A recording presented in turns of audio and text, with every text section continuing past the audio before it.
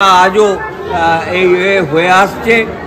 আর এই পরম্পরা অনুযায়ী 1928 থেকে 8 এবং 3 বড় দাদুর পালা, 4 এবং 9 মেজো দাদুর পালা, 0 এবং 5 নদাদুর পালা, 1 এবং 6 সেজো দাদুর পালা এবং ইংরেজি 2 এবং 7 ছোট দাদুর পালা। এই পরম্পরা আজ।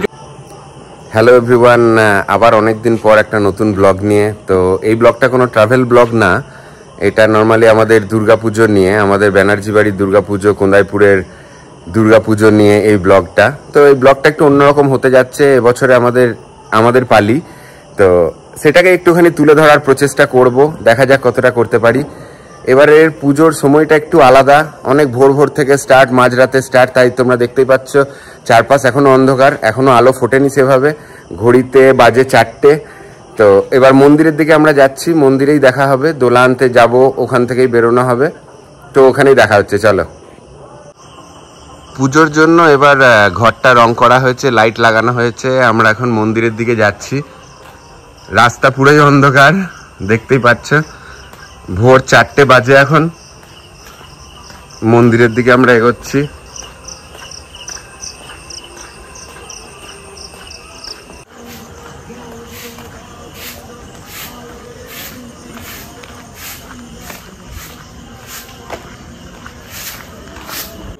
ভোর 4টের সময় কিন্তু মন্দির কিন্তু ভর্তি, তোমরা দেখতে পাচ্ছ। সবাই এসে গেছে অলরেডি। এই দোলা আনার মুহূর্তটা সবাই সকাল থেকে এনজয় করতে চায়, তার জন্য সবাই অলরেডি উপস্থিত মন্দিরের মধ্যে। এখানে একটা ডাস্টবিন, মানে এগুলো তোর বাবার কাছে নতুন দেখছি ছিল তো। ঠিক আছে, দেখি দাও।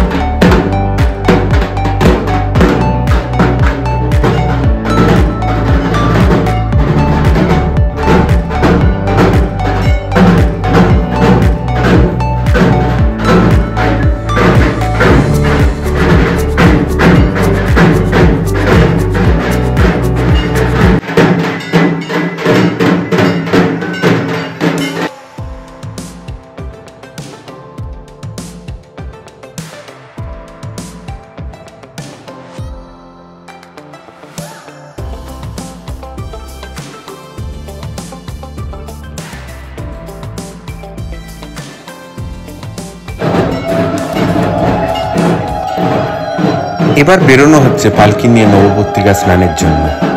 এবারের টাইমটা যেরকম অনেক ভোর ভোর, তাই অন্ধকার থাকতে থাকতেই আমরা সবাই বেরিয়ে পড়লাম। পাশে চক্রবর্তী কাকুদের পালকিও রেডি, আমাদের পালকিও রেডি। এবার চলুন আমরা এগিয়ে যাই। এই অন্ধকারের মধ্যে আমাদের দোলা আনতে যাওয়া শুরু হলো।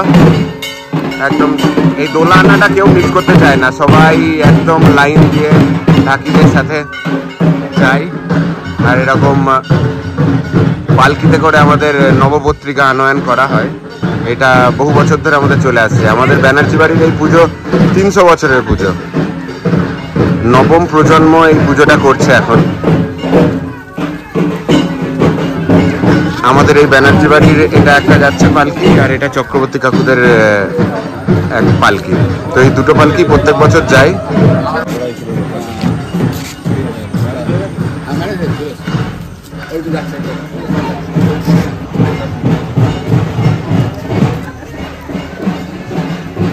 প্রত্যেকবারই নবপত্রিকা স্নানের জন্য আমরা নর্মালি যাই নোলেকান্দরের দিকে, একটা নদীর ধারে।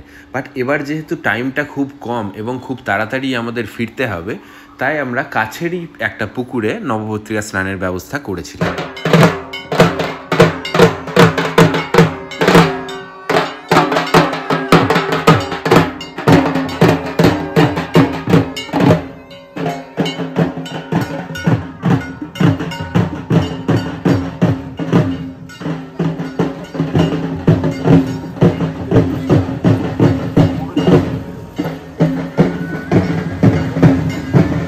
সদাসিদ্ধি প্রদায়িনী দুর্গা রূপেণ দেবীত্বাং।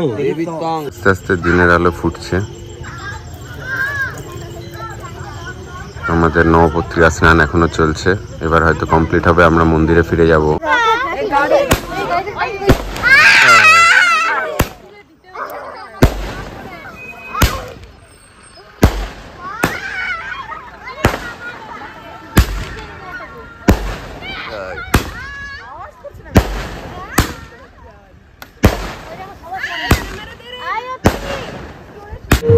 নবপত্রিকা স্নান কমপ্লিট, এখন আবার এই পালকিতে করে আমরা মন্দিরে ফিরে যাব। দিনের আলো এখন অনেকটাই ফুটে গেছে। আমরা যখন এসেছিলাম তখন চারপাশ পুরো অন্ধকার ছিল, এখন অনেকটাই আলো ফুটে গেছে। এখন অলমোস্ট 5:30, বাট এত সকালবেলাতেও না চারপাশের মানে গ্রামের সব লোকজন এবং আমাদের পরিবারের সব লোকজন সবাই কিন্তু হাজির, তাদের উৎসাহে কোনো কমতি নেই।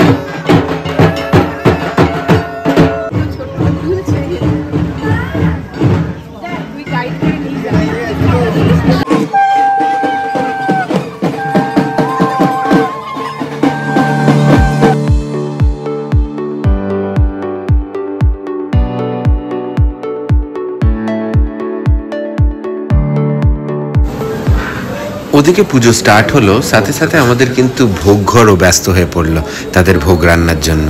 কিছুক্ষণের মধ্যেই আমাদের হবে ভোগ নিবেদন, তার আগেই সব রান্না বান্না কমপ্লিট করে আমাদের রেডি থাকতে হয়।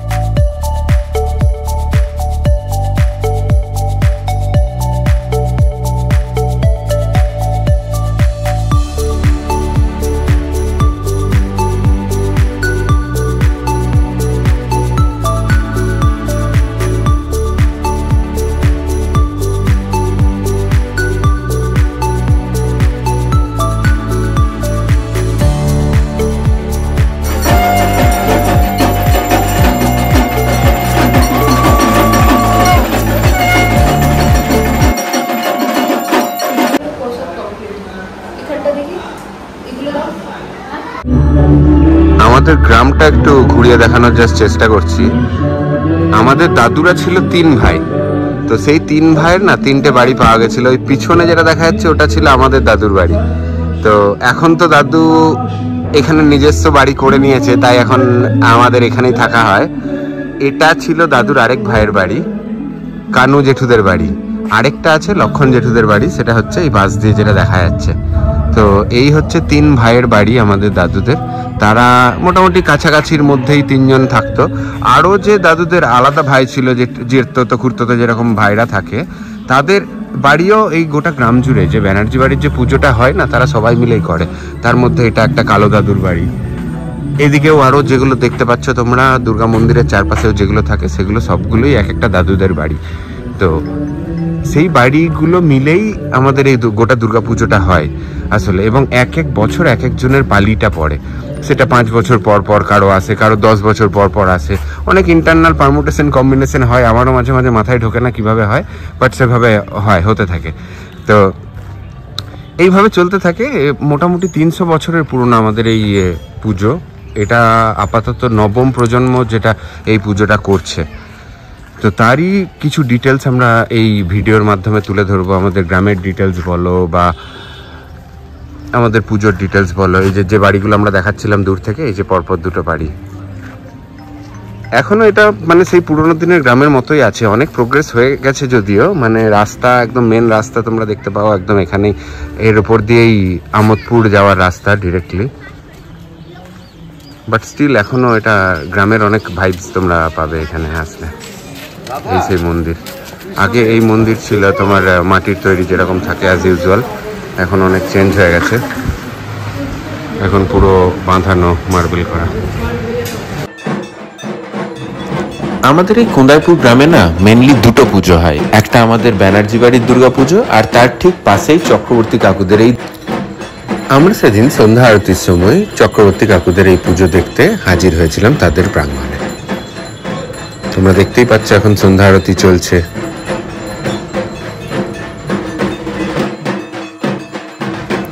সপ্তমীর সন্ধ্যায় সন্ধ্যা আরতির ঠিক পরেই মন্দির প্রাঙ্গণে যেহেতু সবাই উপস্থিতি ছিল, আমাদের শুরু হয়েছিল কিছু ঘরোয়া গান বাজনা। বিনা মেঘে পড়ে বাজ মাধব মগরে বারে সরে রে গা পা নি দমা সানি না সানি দমা মাধব মগরে মাধব মগরে বিনা মেঘে পড়ে বাজ কেছে বুঝি গেল কাজ কেছে কেছে গেল কাজ কেছে কেছে বিনা মেঘে পড়ে দয়া করে থাকো হয়ে শান্ত মামা কে বাজন্ত তুমি যে ঘরে ঘরে যদি ঘরে এসে। দীর্ঘ 13 বছর পর পিথু জেঠু এবার এসেছিল কোদাইপুরের দুর্গা পুজো, এবং পুজোতে এসে তার একের পর এক এই অনবদ্য পারফরমেন্স সকলকেই স্মৃতির স্মরণে নিয়ে গেছিল অনেকখানি আগে।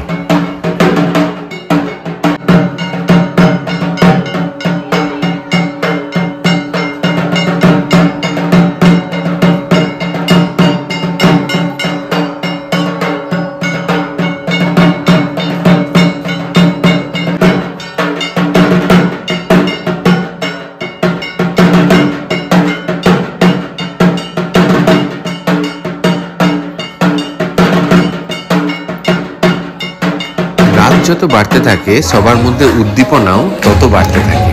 বড়দের সাথে সাথে ছোটরাও কিন্তু পিছিয়ে ছিল না, তারাও শুরু করেছিল একের পর এক পারফরমেন্স।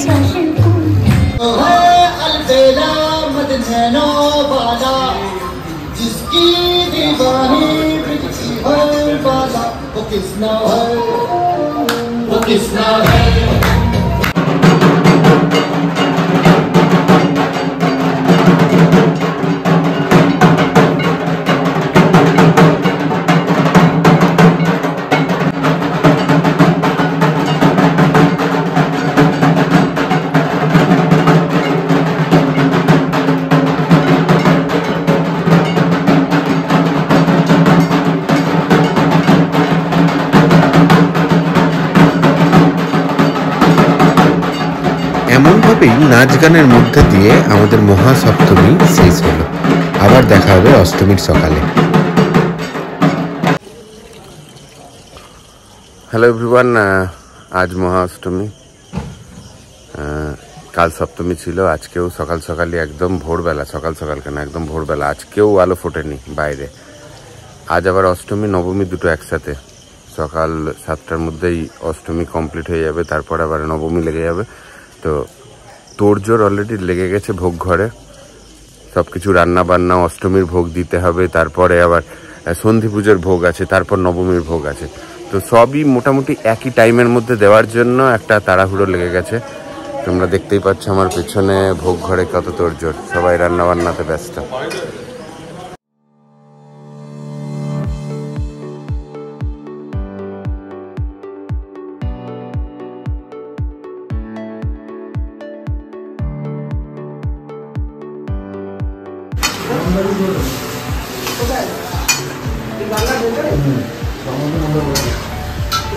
গামলাতে করে লুচি নিয়ে যায়।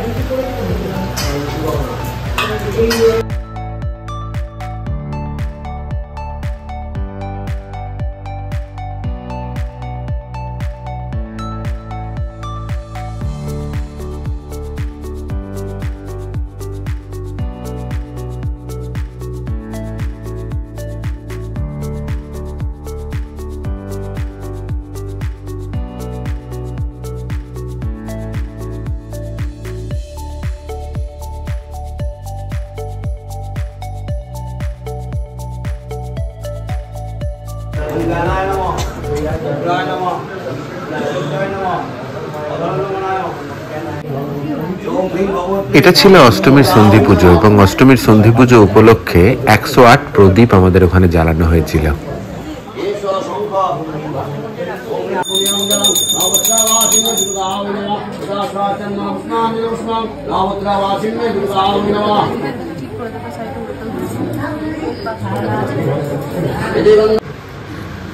এবার সময় অষ্টমীর বলিদানের। আমাদের এখানে বলিদানে না এখন চাল কুমড়ো বলি দেওয়া হয়। অ্যাটলিস্ট যবে থেকে আমি দেখছি তবে থেকে চাল কুমড়ো বলি হয়ে আসছে এখানে। বাট অনেক পুরনো রীতি মতে আমাদের এখানে নাকি আগে ছাগল বলি দেওয়া হতো, বাট কিছু একটা ঘটনা ঘটেছিল, তারপর থেকে এটা চেঞ্জ হয়ে এটা হচ্ছে। তো সেই গল্প না হয় কোনো একদিন কারো মুখ থেকে শুনে নেবো আমরা।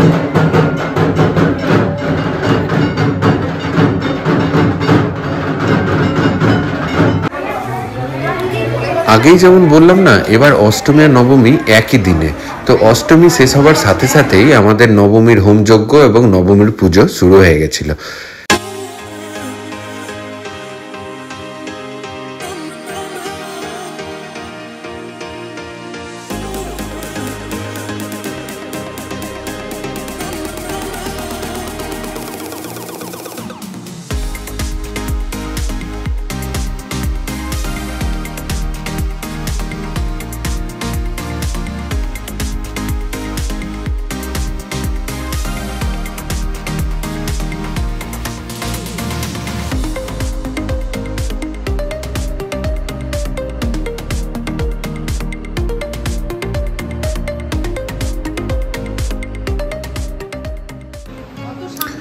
সপ্তমীর মতোই অষ্টমী নবমীর রাতেও আমাদের ওখানে বসেছিল আবার একটা জমজমাট আসর।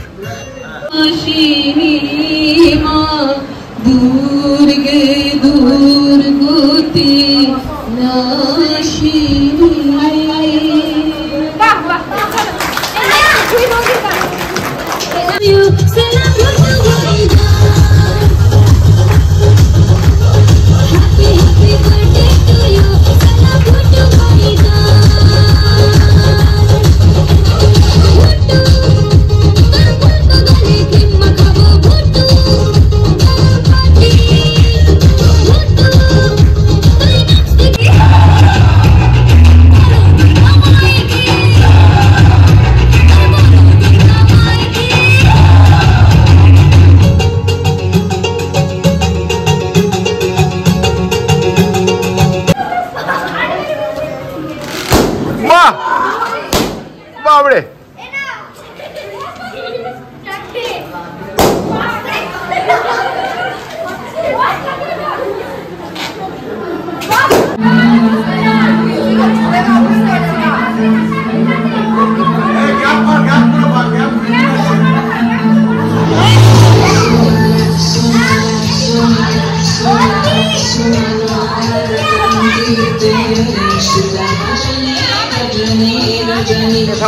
ভিডিওটা বড় হয়ে যাচ্ছে। থামাও।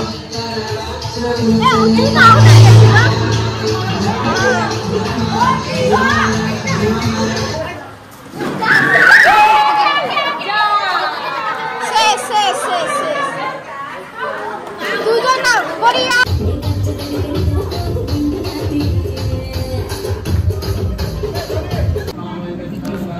আজ মহাদশমী, মায়ের এবার যাওয়ার পালা। আর বিজয়া দশমীর দিন আমাদের এখানে একটা রীতি আছে, বেলপাতা লিখন। আর সেই বেলপাতা লিখনেই এখন সবাই ব্যস্ত।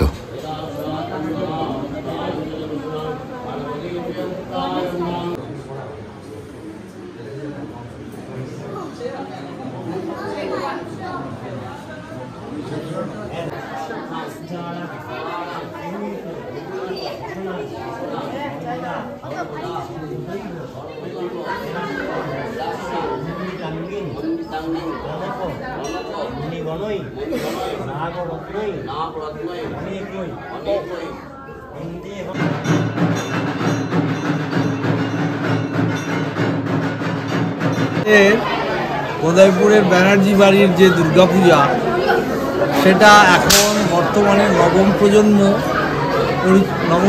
পর্যন্ত আমাদের কাছে রেকর্ড আছে, সেইটাই চলছে। তারও বহু আগে থেকে আমাদের এই পুজো শুরু হয়েছে। এই আগেকার যে রেকর্ড কতদিনকার পুরনো সেইটা আমাদের নির্দিষ্ট করে বলা যায় না, তবে যদি নবম পুরুষ ধরি তাদের 300 বছরের অধিক এইটাই হচ্ছে আমাদের পুজো সময়কাল আমরা ধরতে পারি। আমাদের এখানে যথেষ্ট ধুমধাম সহকারে গোটা গ্রামের সকলকে নিয়ে একটা আনন্দ অনুষ্ঠান হতো। পুজোতে আমরা আনন্দ উপভোগ করতাম, সকলে এখানে খাওয়া দাওয়া করতেন আমাদের এখানে, এবং তাতে সকলের সহযোগিতা, সকলে অংশগ্রহণ করতো। এখন যেটা বিভিন্ন কারণে আমরা সকলে বাইরে কর্মসংস্থানের উদ্দেশ্যে বিভিন্ন কারণে আমরা বাইরে চলে যাওয়ায় সেই উৎসাহে বা উদ্দীপনায় কোনো ভাটা পড়েনি। যে যেখানে বিদেশেই থাকুক আর যেখানেই থাকুক, পুজোর সময় আমাদের এখানে এসে হাজির হন।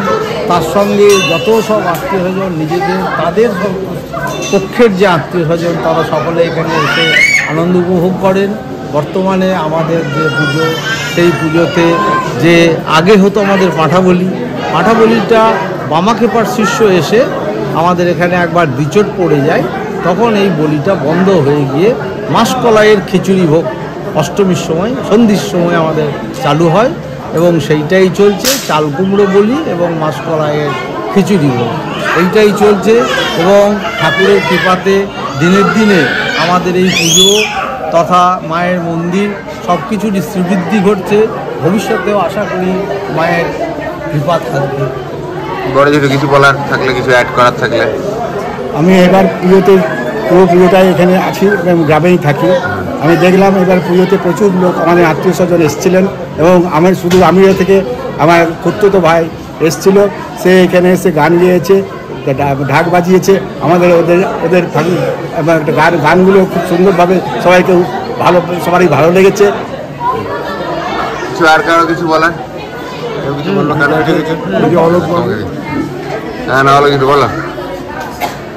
যতদূর জানি এই পুজো মূলত চট্টোপাধ্যায় পরিবারের, রূপলাল চট্টোপাধ্যায়ের, তবে বন্দ্যোপাধ্যায় পরিবারের কে এসেছিলেন তার সঠিক কোনো কিছু আমাদের কাছে জানা নাই। তো চক্রবর্তী পরিবার শুরু করেছিল এটা বলছো? চট্টোপাধ্যায় পরিবার শুরু করেছে, এখন এটা তো রূপলাল চট্টোপাধ্যায়। ওকে, তাদের আমরা কোনো দৌহিত্র সুবাদে বন্দ্যোপাধ্যায় পরিবারের কেউ হতে পারি। ওকে, সেটা কবে কোন এতে তার কত বছরের পুরনো এই পুজোটা? আনুমানিক 300 থেকে 400 বছরের পুরনো। আমাদের আগে অষ্টমীতে বলি প্রথা ছিল, কিন্তু সেটাতে কোনো বিঘ্ন ঘটায় বামাক্ষেপার শিষ্য কাঙাল খেপা এই পথ দিয়ে যাচ্ছিলেন কোথাও, প্রতিমধ্যে ওনার মত নেওয়া হয়। তখন উনি করেন কি না, কালো দাগ না থাকা মাটির হাঁড়িতে কালো কলাইয়ের খিচুড়ি, সেই পরম্পরা আজও আমাদের অব্যাহত। আর 10 সের আটার লুচি, এইটাই আমাদের পরম্পরা। এইগুলো হচ্ছে আগে পুজো অনেক কষ্ট সহকারে হলেও মায়ের আশীর্বাদে পুজো হয়ে এসছে একাধিক ক্রমে, কোনো ঘটেনি। মায়ের আশীর্বাদেই আজকে এত সব কিছু হয়েছে, এবং পূর্বপুরুষদের মায়ের আশীর্বাদ তৎসহ পূর্বপুরুষদের আশীর্বাদে আজকের পুজো এই জায়গায় দাঁড়িয়েছে।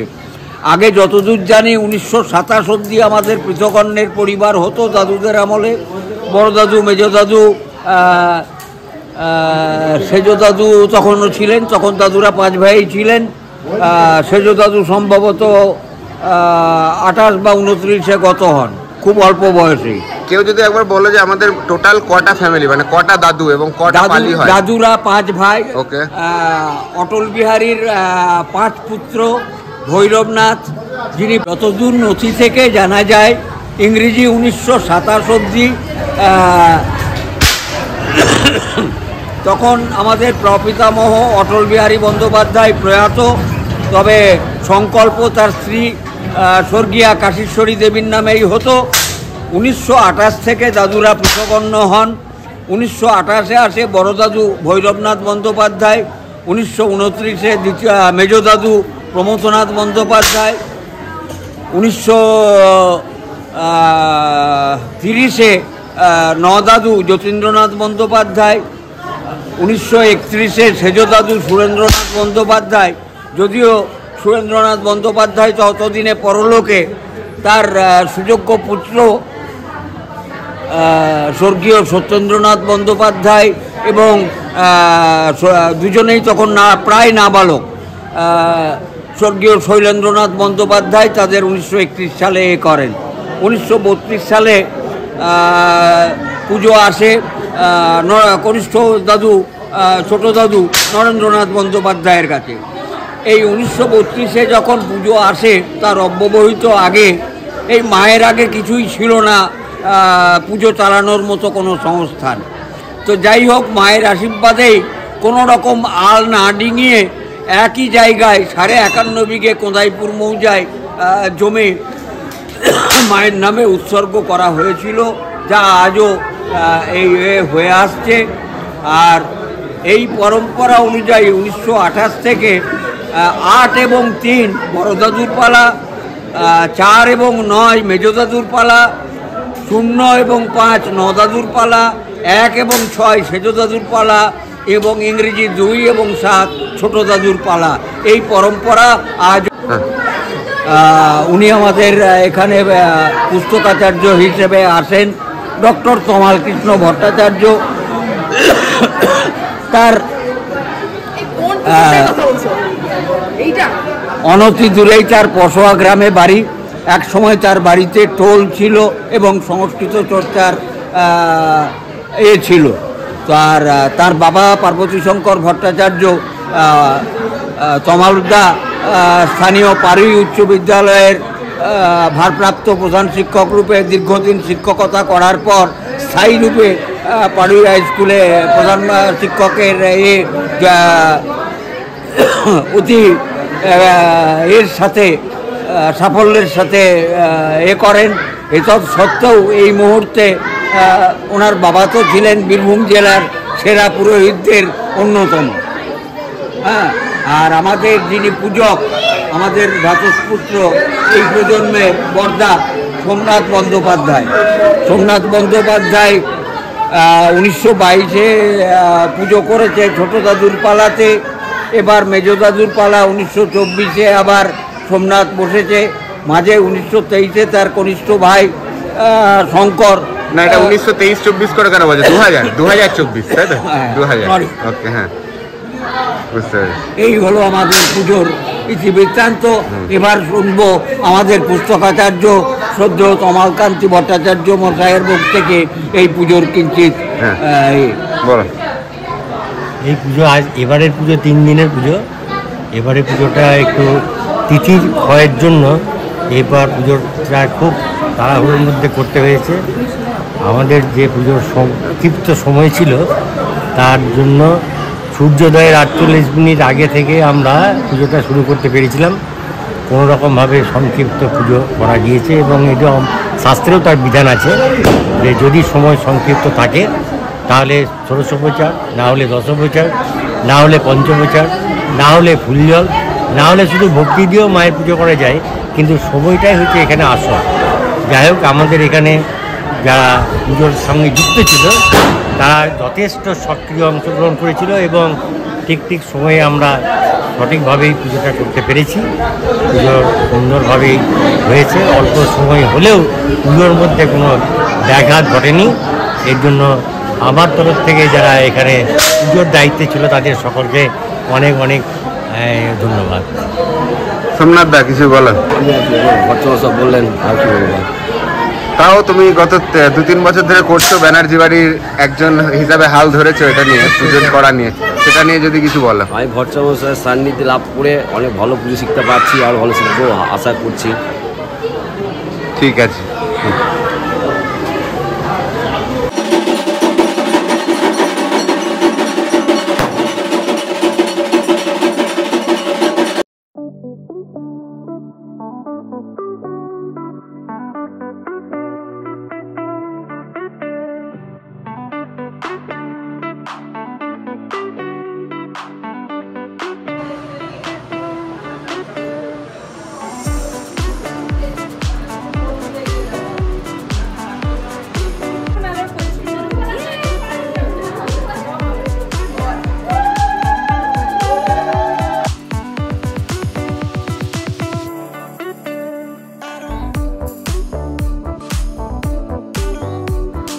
বিদায় বেলা ঘনিয়ে এলো, মায়ের এবার যাওয়ার পালা। আবার অপেক্ষা একটা বছরের। মায়ের মূর্তি মন্দির থেকে বেরিয়ে এখন বাইরে নিরঞ্জনের উদ্দেশ্যে রওনা দিচ্ছে।